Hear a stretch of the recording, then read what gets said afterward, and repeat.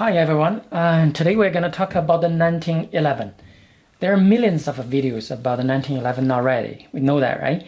But people still cannot help from talking about it.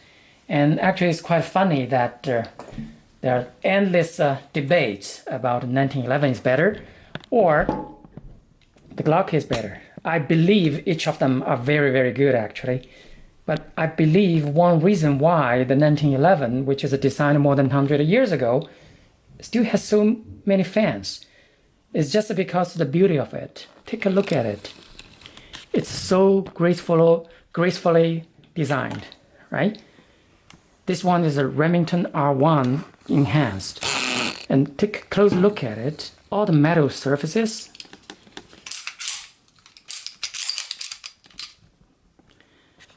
It's shining like a mirror. It's so beautiful. It's so beautifully designed and it's so beautifully built. The people cannot help from liking it. It's a so beautiful gun. Okay, now I'm gonna talk about one thing about the assembly. So take a look at here. There's some scratch here, right?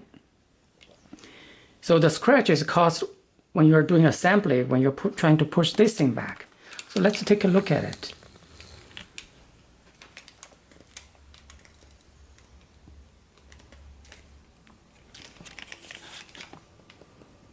Okay, it's a little bit hard. This position is not so comfortable. Okay, now it's better.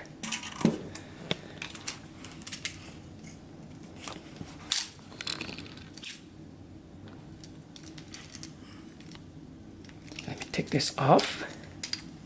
So when you are trying to put it back, because it's very tight here, you are not able to simply push it back in. So some people slide it back, and which is causing this a scratch.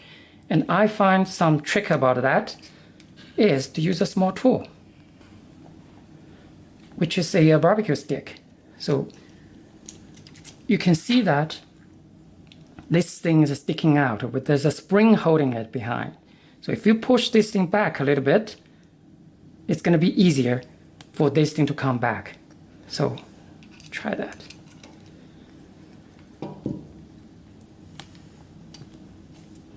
Just at the right position.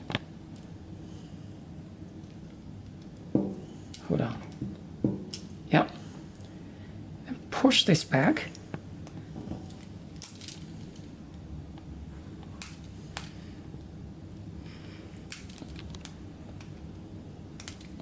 Okay. Okay. Yeah. It goes back directly without sliding here. So we can avoid to cause that scratch, especially for a new gun, right? Okay, push it back.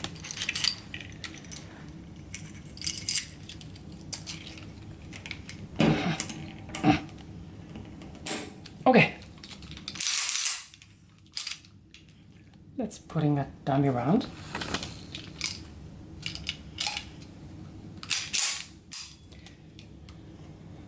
The next thing I want to talk about is about the safety. So for the 1911, as people are sometimes complaining about is that just about this safety. So when you are trying to fire, some people probably say, oh, oops, I forgot to push this down, so it doesn't go off. And the solution for that is that people are encouraged to, whenever you're about to shoot, push the safety down and hold your thumb here. Never leave this position during the whole process of the firing, okay? To build up that muscle memory. When gun is cocked, go up. When you're about to shoot, go down and keep it there. The problem is that if you're too focused on the thumb position, you probably will forget to give some pressure here. Then still, oops, the gun doesn't go off. So it's kind of a challenge that all these three positions has to cooperate very well. So the finger is here on the trigger, the thumb is holding here, and do not forget to give some pressure with your palm to make sure the gun can go off.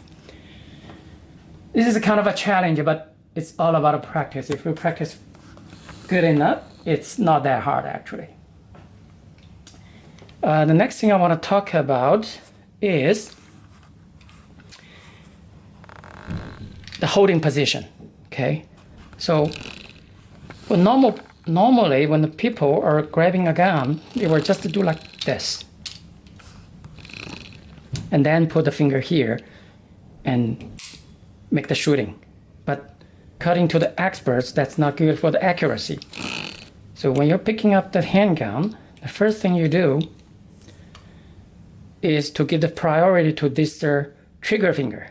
So find the best position, most comfortable. Put it here, there, hold it, and then grab the gun. So when I'm doing the practice, I feel the difference when you're pulling the trigger. It's much easier for this finger to be moving. So that is helping to improve the accuracy. The last thing I want to talk about is the aiming technique. So again, normally when the people are aiming at something, they will have their eyes focused on a target. But again, according to the experts, it's not correct. You have to focus on the red dot, always.